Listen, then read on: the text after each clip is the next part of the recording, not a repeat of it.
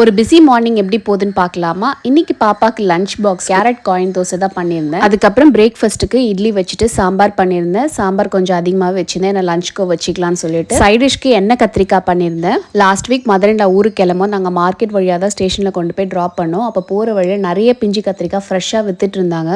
எங்கள் மதுரைனாவும் போகும்போது வாங்கிட்டு போன்னு சொன்னாங்க. ஸோ ரிட்டர்ன் வரும்போது வாங்கிட்டு வந்துட்டோம். அதை இன்னைக்கு எண்ணெய் கத்திரிக்காய் பண்ணியாச்சு. இதை நல்லெண்ணெயிலேயே வதக்கி பண்ணால் சூப்பராக இருக்கும். லாஸ்ட்டாக இறக்கும் போது ஒரு ஸ்பூன் வெந்தயம் வறுத்தரிச்சு இதில் போட்டால் செம்ம டேஸ்ட்டாக இருக்கும். பாப்பாவையும் ரெடி பண்ணி ஸ்கூலுக்கு அனுப்பியாச்சு.